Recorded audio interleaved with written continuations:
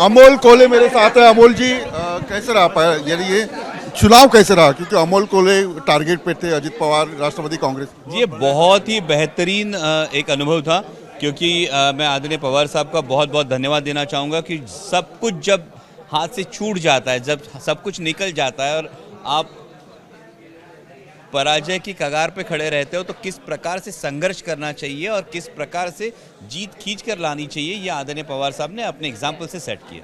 थोड़ा सा आपको डर तो लगा होगा, मुश्किल तो होगी। जी, डर क्यों लगेगा? डर किस बात का लगेगा? पवार सामने, बीजेपी सामने, देवेंद्र फडणवीस सामने। सर, ये जितने भी कद्दावर नेता सामने थे, लेकिन वोट करने वाली तो शिरू लोकसभा मतदार संघ की जनता थी और इनके वोट पे इलेक्शन होती है।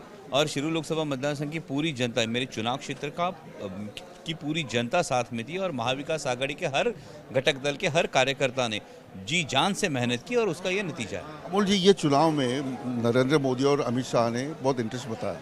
वो मुंबई आके गए, महाराष्ट्र में बार बार रैली की, अमित शाह भी आके गए, तो बहुत चुनौती भरा रहा महाराष्ट्र का ये महाविकास आघाड़ी का सफर। एक शॉकिंग स्टैटिस्टिक्स अगर आप देखिए कि आदरणीय प्रधानमंत्री जी की टोटल 17 रैलीज महाराष्ट्र में, और इन 17 रैलीज में से 14 जगहों पर बीजेपी को हार का सामना करना पड़ा। तो ये बात दर्शाती है कि महाराष्ट्र ने ये जो तोड़फोड़ की राजनीति है, ये जो पार्टियां तोड़ने की राजनीति है, इसे पूरी तरह से नकारा है। महाराष्ट्र की जनता ने अपना स्वाभिमान दिखा दिया।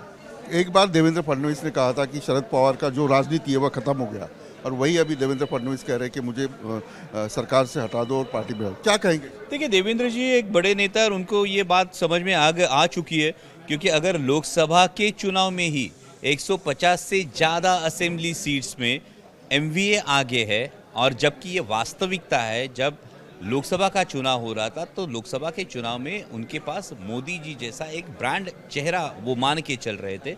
लेकिन जब आप महाराष्ट्र गवर्नमेंट की बात करते तो अगर लोकसभा में 150 से ज़्यादा सीटों पे अगर बढ़त एमवीए को है, तो विधानसभा के चुनावों के लिए महायुति के पास चेहरा कौन सा है? मोदी जी का जो चेहरा था अब तक जो बार बार यूज़ कर रहे थे, उनके 17 रैलीज में से 14 जगहों पर हार है। तो ये किसी भी बड़े राजनेता के जहन में ये बात आना लाजमी है, और इसलिए शायद देवेंद्र जी ने ये बात कही होगी, क्योंकि उनको सामने हार दिख रही है। जो इस नुकसान को कैसे कम करे, इसका वो सोच विचार करते होंगे। कुछ लोग छोड़ के गए थे, पार्टी टूट गई थी, और कुछ लोग प्रेशर से गए थे या कोई अजित पवार के साथ गए थे। उन लोगों का क्या करेगा अगर वो आना चाहे? सर देखिए, अभी जो फिलहाल का मौसम है, फिलहाल का जो अभी जो माहौल है, और इसमें 10 जगहों पर राष्ट्रवादी कांग्रेस पार्टी, शरद चंद्र पवार पार्टी ने चुनाव लड़ा, उसमें से 8 जगहों पे जीत हासिल की है। तो इन जब कार्यकर्ताओं ने जिन कार्यकर्ताओं ने मेहनत की, इसमें से कई जगह ऐसी थी मेरे कॉन्स्टिट्यूंसी में जो 5 एमएलएस थे, उनमें से 4 एमएलए उस साइड गए थे।